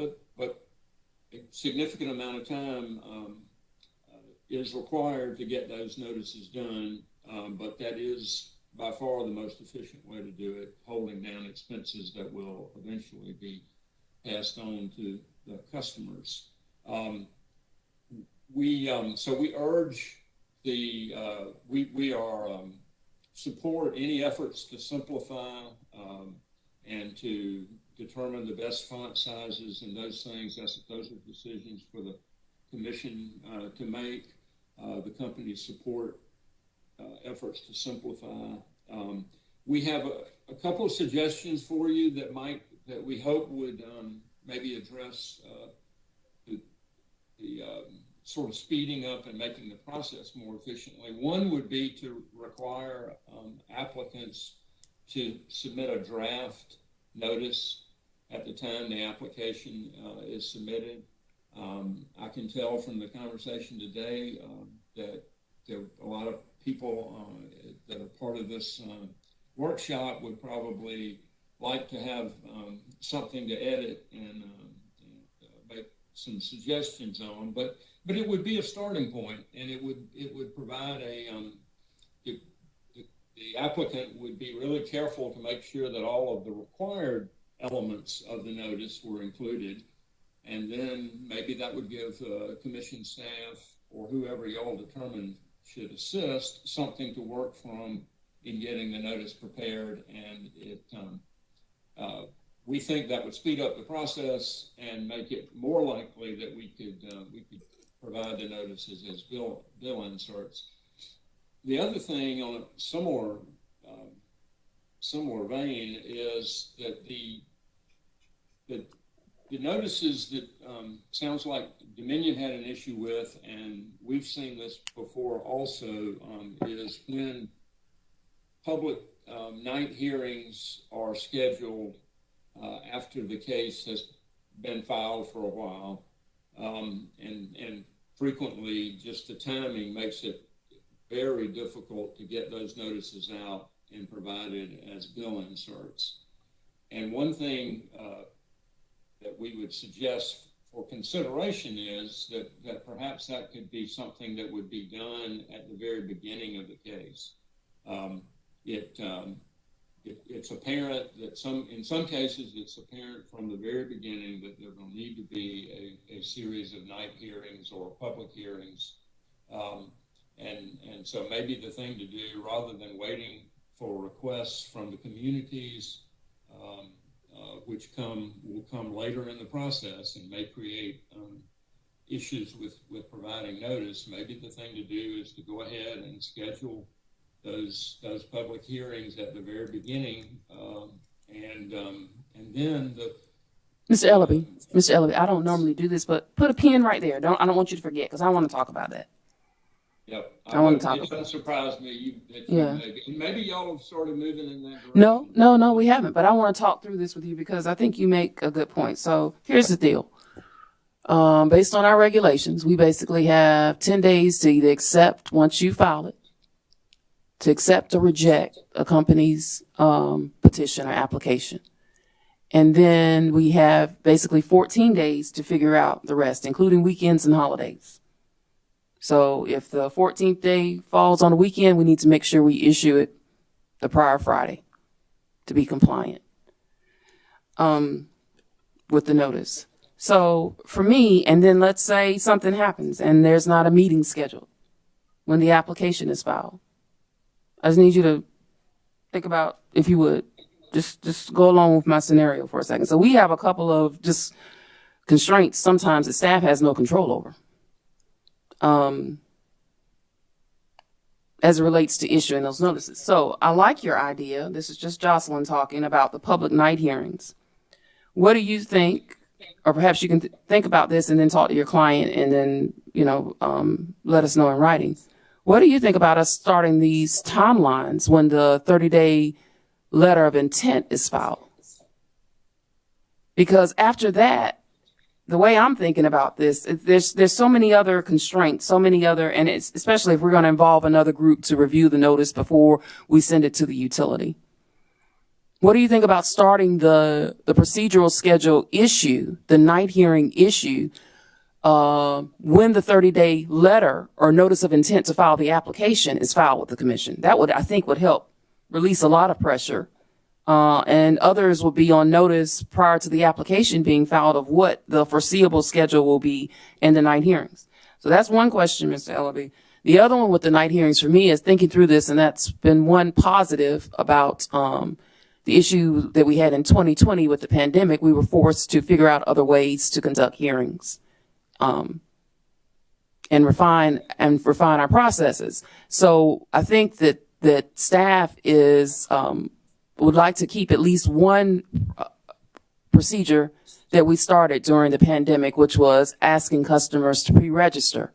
We'd never done that before, that I know about, that I'm aware of. Pre-register for the night hearings, so that if the commission needs to, based on that pre-registration list, adjust the night hearing schedule, it can do so, because we would use the practice that was started during the pandemic of asking customers to pre-register. They would know before the night hearing whether or not to use the resources to conduct it, actually drive to the site or whatever. So those are two things. One, starting the procedure, or at least thinking about the procedural schedule after the 30-day notice has been filed with the commission, instead of waiting until the application is filed. And then secondly, making sure everybody's using their resources wisely by continuing the pre-registration process, so that we don't unnecessarily go to a site or conduct a hearing and no one's pre-registered. Do you mind? And if you don't have it, if you need to get back with your clients, will you at least tell me that you will talk to your client about those issues and get back to us? Yes, I will certainly talk to my client about those issues. The 30-day notice is for rate cases, so that would apply to those. I don't know whether that would apply to other matters but those are the main cases that generate the night hearings. It sure seems to me like that time could be used to prepare. However, the 30-day notice is minimum, and it's not necessarily the case. This is a little bit of train of thought here that I'm giving you. I think we need to think it through, Jocelyn. But it makes a lot of sense to me that we think as early as we possibly can about what sort of quantity and location of hearings, and maybe the virtual, and maybe you're talking about having virtual night hearings as a way of gathering public input and maybe retaining that after we go back to having contested case hearings back in the hearing room, which I'm looking forward to as one of your older lawyers. But that's probably as much feedback as I could give you on the fly like that. So Okay, I appreciate it. If you don't mind, I will go back to Dominion and ask them to think of the same questions and just get back to us. I'm trying to balance everybody so that we're not. I think the more we add to the process and we don't really give everybody sufficient time, the more mistakes that are probably going to be made, and the more wasted time and money will probably happen. But if we have more time and we're just not using that capacity that we have, to me, that's a waste. But I'm off my soapbox. You can go ahead, Mr. Ellaby. Thank you. Yeah, I think that was just about the conclusion of our presentation, Jocelyn. I'm happy to answer any other questions that you have. How's it been working? And I've got two people from the company that are participating and can help if necessary. How have we been doing in the clerk's office, getting you all the notice and giving you at least 55 days to include it in your customer's bill inserts? That's important. Have we been doing a better job? Yeah, we've had some issues, but y'all have been great in working with us when we've reported to you that we need more time, and I think we've managed to work through those issues. And I mean, it's clear to me that your office and folks in your office now have an understanding of the time constraints and are trying to work to the extent y'all can to make that process work smoothly. Oh, Mr. Ellaby, let me ask you something. Did you all consider reaching out? Well, there's a document on DMS about the bill and click through.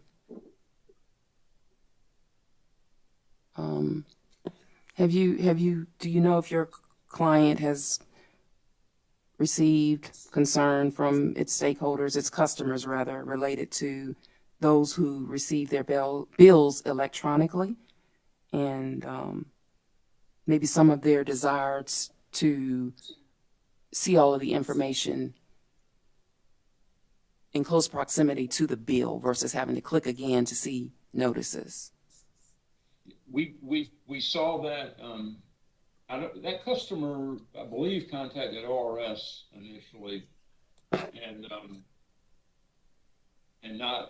did not contact the company directly. We have seen that issue, and we've had some discussions internally, begun to have discussions internally about looking at those issues. The Duke Energy Company's electronic system works in very similar fashion to what Mr. Burgess described for Dominion. Prior to that complaint or concern, I would say, expressed by that customer, the company was not aware of customer dissatisfaction with the electronic electronic billing and electronic notification. I think it's fair to say that generally those are more sophisticated or more technically sophisticated customers that choose to get the electronic billing, and the company's experience is that those folks are comfortable with and accustomed to clicking on links to get to the information that they need to get to. We are looking at perhaps identifying the links a little bit differently and modifying that, but that's the sort of a discussion has begun about that within the company. Okay, and you did state that that Duke would be willing to provide a draft notice with its applications. I think you already do, but with Yes, we do, and I think that's been I mean, I believe that probably Dominion does the same thing, but I don't think it's required, and we think it maybe should be considered as something that would be required as part of a revision of regulations. okay, and that would include some of the summary information that in the form that we talked about, Mr. Ellaby, like through this workshop, just a summary of a succinct summary of what the company is seeking, the agency, the PSC would be responsible for the understandability of it, the readability of it, handling that. But What? for example, if the commission asks for for electric companies, a table of the impact on a customer who uses 1,000 kilowatt hours per month, for that type of information to be included in the draft notice, do you think your client would be amenable to modifying the notice to include certain information that the commission thinks is important to further engage other customers, more customers rather?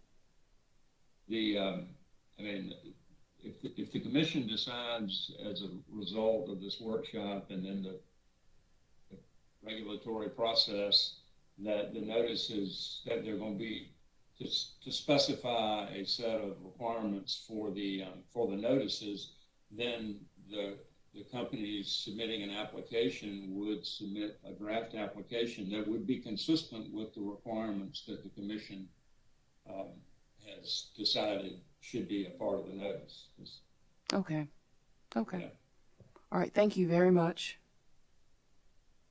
Mr. Ellaby, thank you very much. If you don't mind, Mr. Burgess, may I go back to you for a second? I want to ask you to think about something, please. Yeah, you're absolutely welcome to come back to me. Okay. Yeah, by the way, Jocelyn, one thing that Frank said, I think I said this, I don't think Frank was in the meeting. This happened a while back. And I brought it to y'all's attention. There is a commission order that speaks to what Frank was talking about with respect to notice of filings. Yes. So, I mean, that obviously, and I think it's prescriptive with respect to rate cases. And I think it gives the clerk the ability to ask the utility to provide a draft notice of filing if that's something that your office wants the utility to provide. Okay. Thank you. So, Mr. Burgess, let me ask you something. Would you also consult with your client and maybe respond in writing about my question to Mr. Ellaby related to using that time between at least 30 days between when the company files a letter of intent and when the application is filed to actually create a procedural schedule for the commission to also address potential night hearings?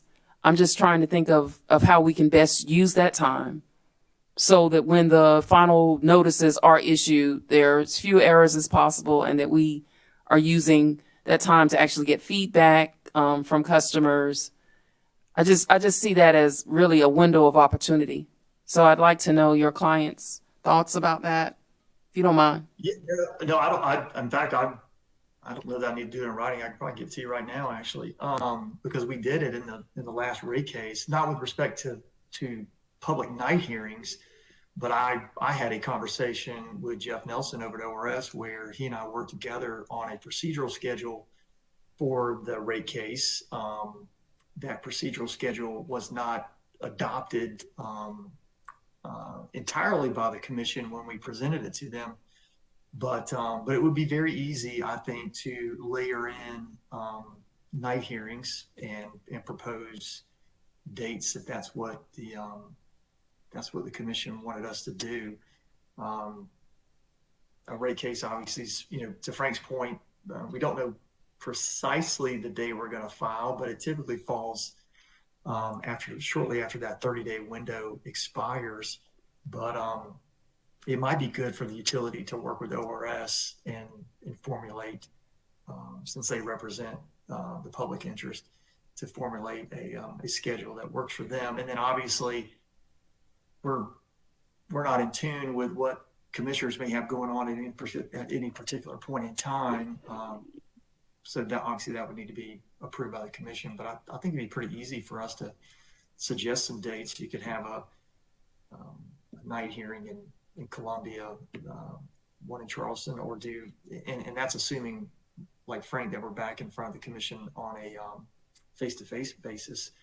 But obviously the virtual process has worked out, at least from my perspective, pretty good, at least in the number of night hearings I've been involved with. But that's a long-winded way of saying, Jocelyn, we can certainly do that. I don't think that's a problem. Okay, thank you. Okay, we'll move on now to Mr. Welborn with Blue Granite Water Company. Hey, good morning, Jocelyn. Good morning. Like the others, I appreciate you allowing us to participate in this workshop with you and staff this morning. Like the consumer advocate mentioned, Mr. Hall mentioned, we had filed comments back in March in the water and wastewater, I guess, element of or component of this docket related to these issues and bill inserts and that kind of thing. So I'm just going to real quick go through a couple of points that were made there, and then also respond to a couple of the notes raised this morning. One of the issues that we had expressed previously was the recommendation that bill inserts adhere to a 12-point font size. Increasing all of the font up to 12-point would either mean getting rid of some important or relevant information in the notice, or greatly increasing the length of the notice, which again, as others have mentioned, would increase the printing and postage costs for customers. So I think there's kind of a tension there between a larger font size and the cost of actually getting the notice into customers' hands.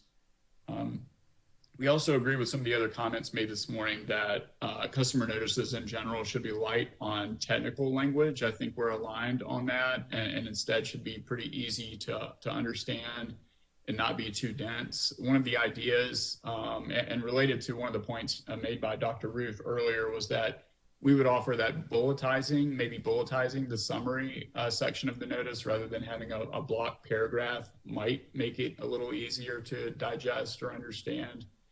And to Mr. Hall's point, Blue Granite is among the utilities who post charts and FAQs on rate filing drivers on their website to sort of provide customers with more information about what the rate case involves and what's at issue and that kind of thing, just to provide another way for customers to kind of absorb that information.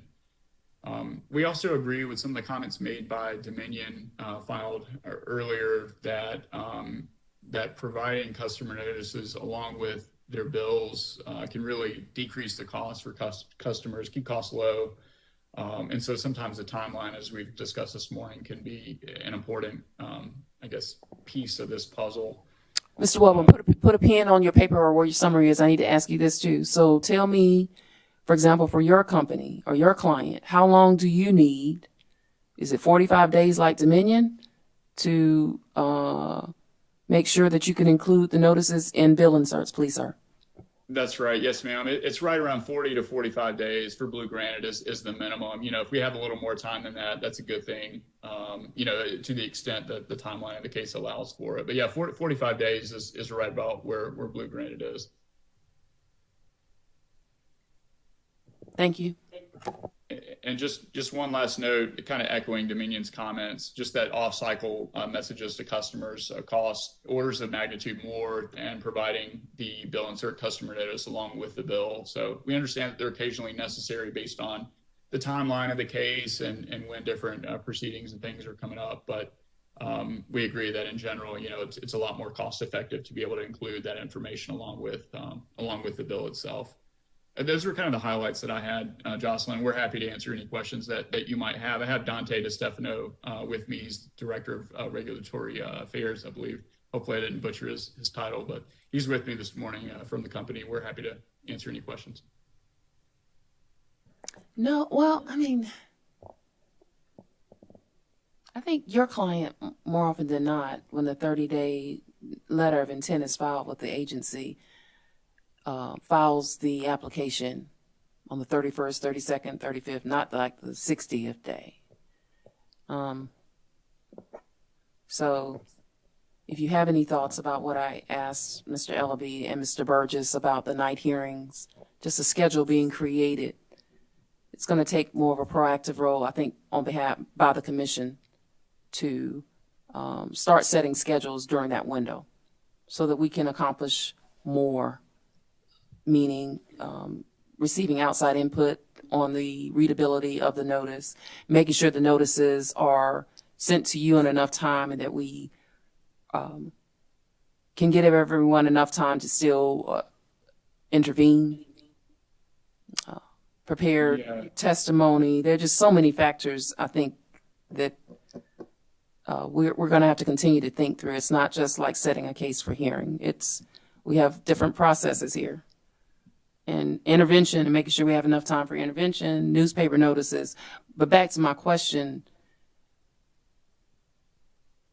the procedural schedule being addressed as soon as we can after the 30-day letter of intent being filed, including scheduling night hearings. Do you have any thoughts, or do you want to get back to us on that?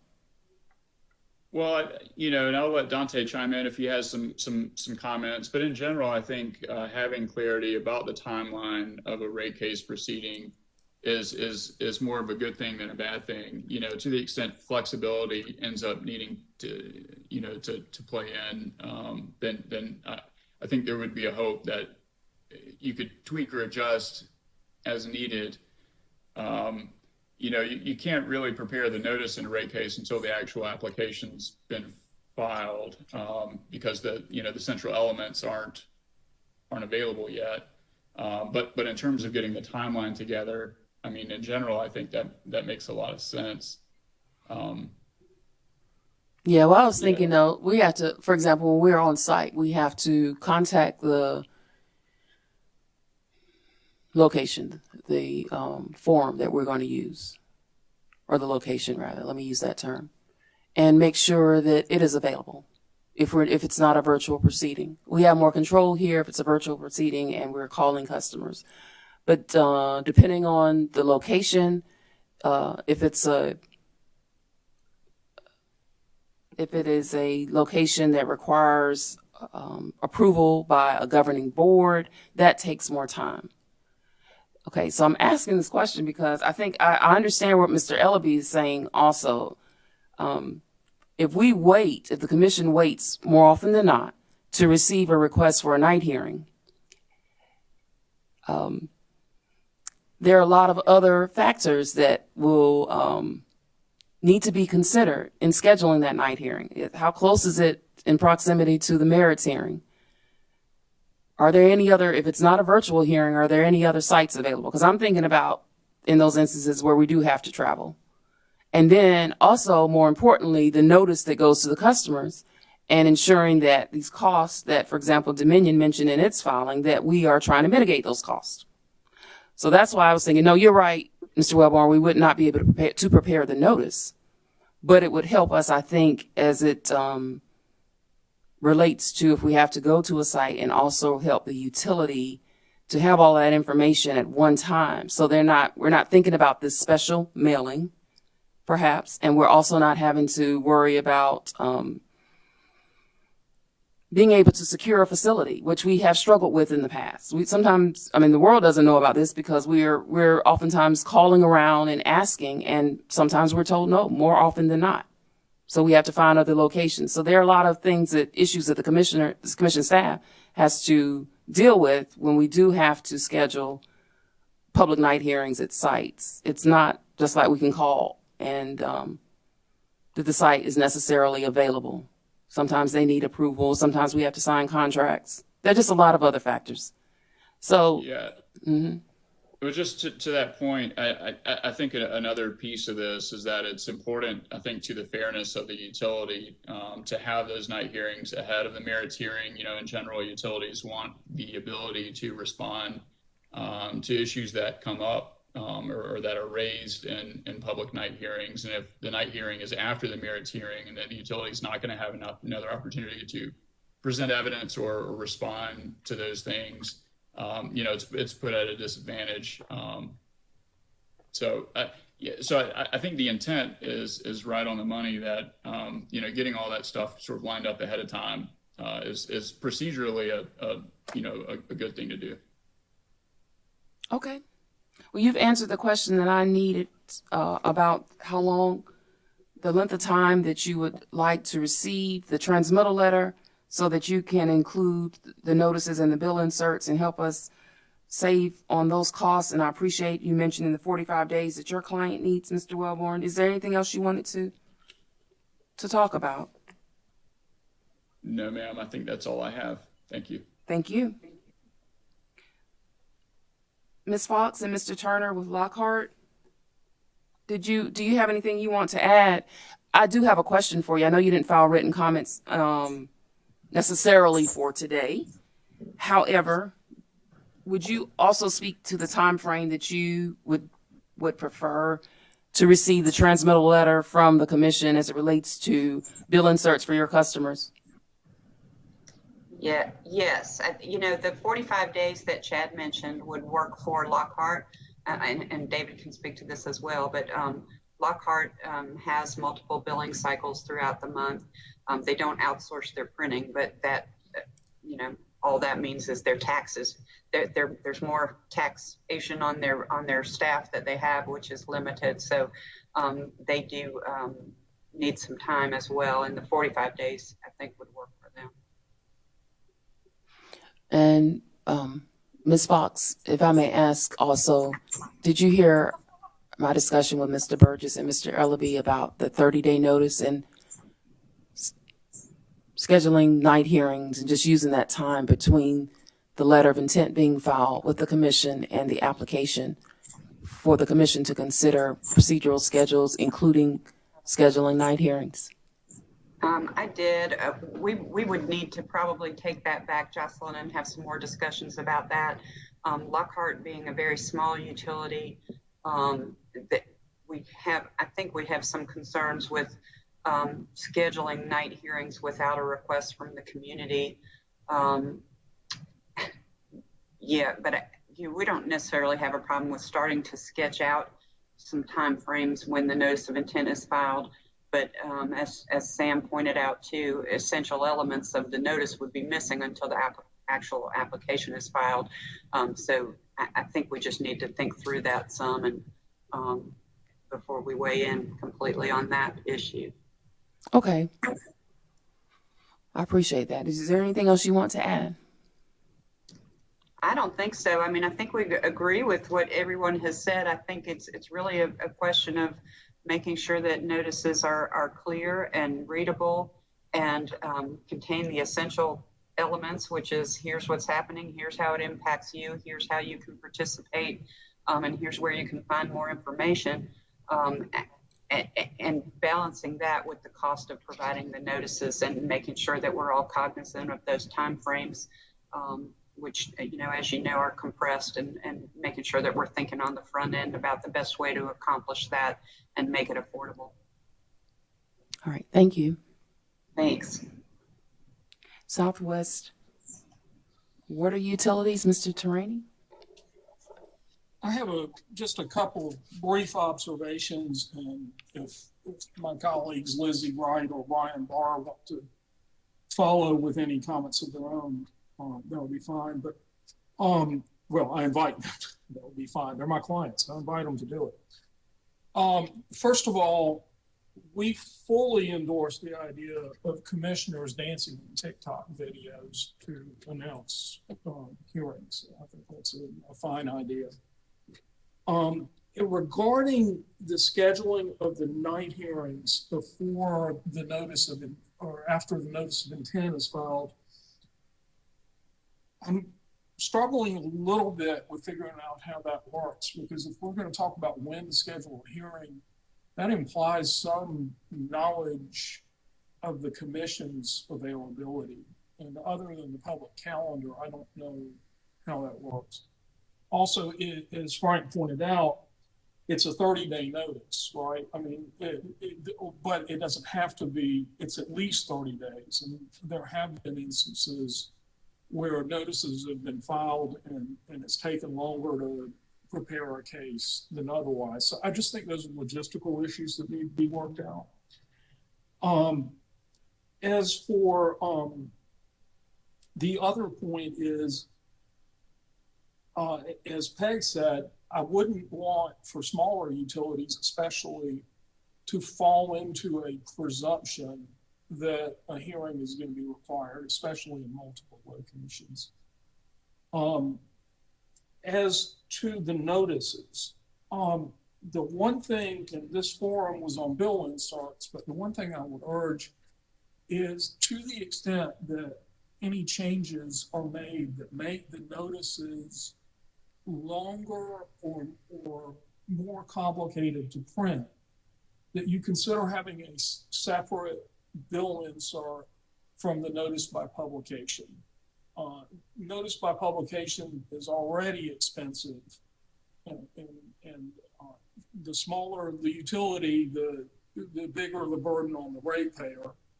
And I would hate to see the notices by publication lengthened. As a matter of fact, I would urge the commission to consider either abridging notices by publication or eliminating them entirely whenever possible. If we're talking about reaching the public, I submit classified ads are about the most useless method of doing it. The only people we're reaching are McClatchy with our checks. So I would just conclude with that.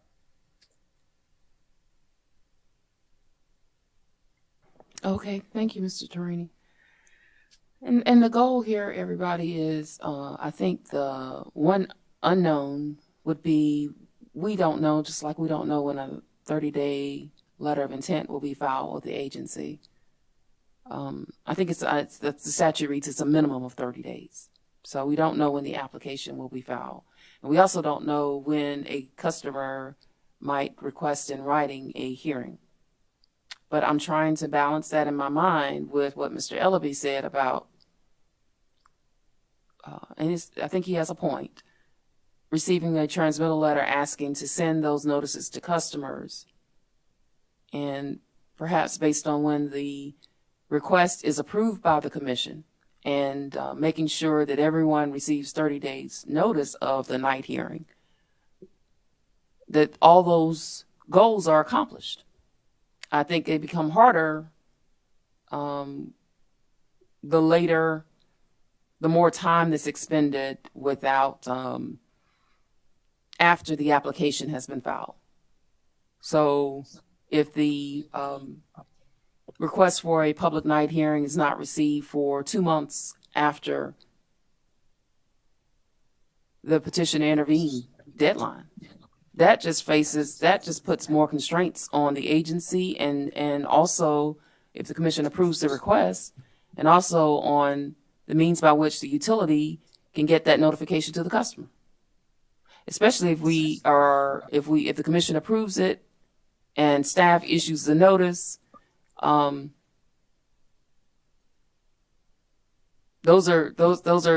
that's time that could have already been addressed if a procedural schedule had been established and the company's not having to do a separate mailing.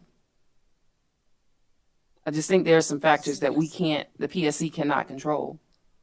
One being which, as I said, when a letter of intent is filed. Number 2, when an application is filed. Number 3, when a customer asks for a public night hearing. I say a customer or anybody else. We don't have control over that.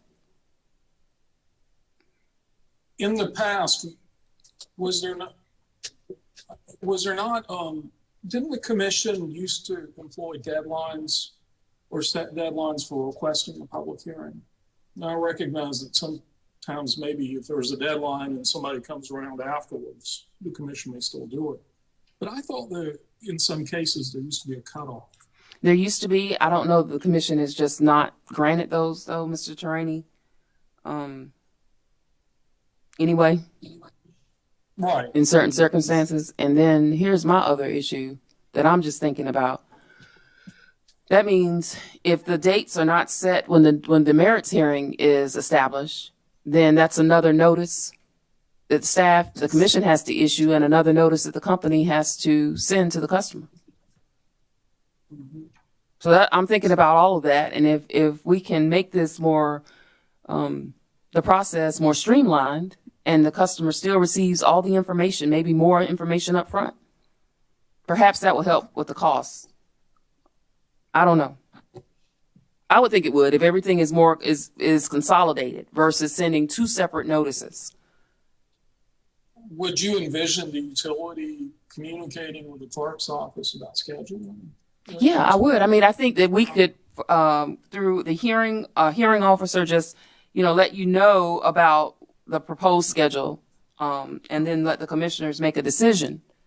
But yeah, I think there should be communication with the parties, yes, about a proposed schedule, and then allow you to provide comments before the commissioners consider the proposed schedule. But would this be in that pre-application period? Yeah, I would think it would be after the letter of intent is filed. There's one, I can't remember the name of the entity right now, but I think there's at least one that's outstanding right now. I thought about that after Mr. Ellaby mentioned it. Mr. Ellaby, this is all your fault, by the way. It's one of my clients, Palmetto Wastewater. But I guess my question is, at that point, though, I mean, it would be the utility, ORS, and Consumer Affairs, if they wish to participate. We really wouldn't have anybody else identified. Yeah, they could. Everyone could participate. And then then this issue of sending separate notices and all these additional costs. Well, if I'm the customer too, the more I know, the better. Yeah. The earlier I know, so that I can, establish. I want to attend that, so let me go ahead and put it on my calendar. Just don't make us print it in the paper. What was I going to say? My tennis practice, I can't have it that night. I've got a night hearing at the PSC I need to attend. Whatever. I think customers would appreciate more, earlier notice too, for their schedules. Yeah. Yeah. Thank you, Mr. Terani. Unless you and Mr. Barr or Ms. Wright have anything else to add. Okay. Piedmont and Mr. Jeffries and Mr. McPherson, how are you both?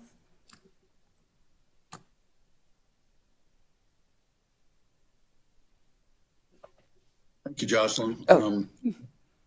We don't have any prepared comments for today. However, I know Mr. Barkley is on, and I will, I should say the lawyers don't have any prepared comments, but Mr. Barkley is on, and I would at least offer the mic to him with your indulgence in case he's heard something he'd like to comment on. Sure, Mr. Jeffries, if you and Mr. McPherson, I need to ask you this too. So, I'll have to go back to Mr. Terani. He didn't tell me how many days. Does your client need the 55 days too? I think what my client would say is that, as you're aware, we're part of the Duke Yes. Energy family of utilities, and I think we would support DEC and DEC's position on that timeline. We think it's reasonable. Okay. Do any of you have any thoughts then about what I mentioned to Mr. Ellaby, Mr. Terani, Ms. Fox about using the time between the letter of intent and the actual filing of the application to try to establish a procedural schedule with public night hearings if necessary? We've not formulated any specific ideas around those suggestions. I know that historically Piedmont has been pretty flexible about procedural matters, as long as it provides a reasonable opportunity for the company to do what they need to do. And I'm sure we would be willing to participate, in a process like that if the commission deemed it a good way to proceed. Okay. All right. Well, that's all I have. I don't have anything else, Mr. Jeffries, unless.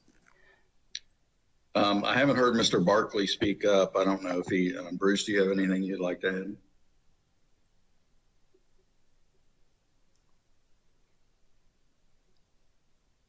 add? Apparently not. Okay. All right. Well, thank you very much. Thank you. All right. Mr. Terani.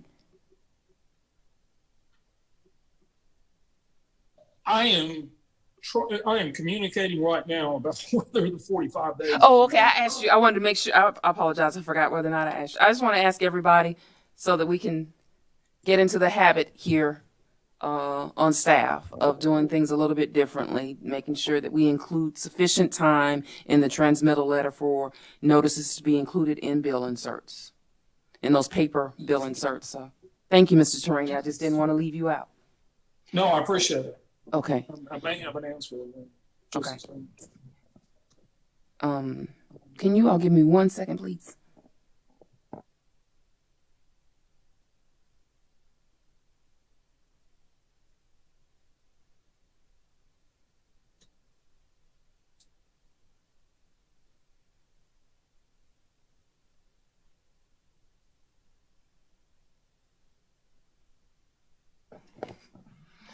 Okay, everybody, I'm back. So this has been extremely helpful, this meeting, today's workshop. Dr. Roof, we look forward to communicating with you again through our procurement office. You and Mr. Cobb, Director Berkowitz, thank you so much for participating today. Our other participants that I've seen for the last couple of months virtually, including Roger Hall with the Department of Consumer Affairs, Chad Burgess and Matthew Gissendanner with Dominion Energy South Carolina Incorporated, Attorney Huber with the Office of Regulatory Staff, Attorney Ellerby, Attorney Brown, Mr. Keller with Duke Energy Carolinas LLC and Duke Energy Progress LLC, Attorney Wellborn with Blue Granite Water Company along with Mr. DeStefano, Attorney Fox with Lockhart and Mr. Turner, Attorney Torini, Mr. Barr, Ms. Wright with Southwest Water Utilities, and finally, Attorney Jeffries and McPherson, and also Mr. Barkley with Piedmont Natural Gas Company. We appreciate all of your input today. Some of the information you've provided, we'll be able to immediately make sure that we are complying as best we can. If we make a mistake, please copy everybody in the docket and let us know. If we have not provided you sufficient time, trust me, it's not intentional. Ms. Boyd? Yes. Did I miss someone? No, it's just me. I'm following up. We can Okay. make 45 days work. Oh, okay, great. Thank you very much. So we are, everybody, thank you. All those names that I mentioned, thank you for participating. We have one more workshop in Bixbug related to transportation companies. And I figure I probably won't see most of you again until the fall when we issue, I say the fall, but the latter part of this year when we issue our proposed regulations, not in a format to be submitted for the official process, but just for another set of feedback regarding where staff is. So it will include the 103-100 through the 103-800 series of our regulations. And in the meantime, those things that we can do as staff, meaning making sure that we give you sufficient time to include notices in customers' bill inserts, following up with Dr. Roof and others regarding the readability of our notices. Those are procedures, practices that we can go ahead and start amending if need be. Thank you for your input. I hope that you have a safe weekend and a very safe and enjoyable Memorial Day.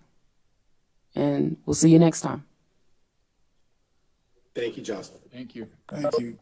Thanks, Jocelyn. Thank you.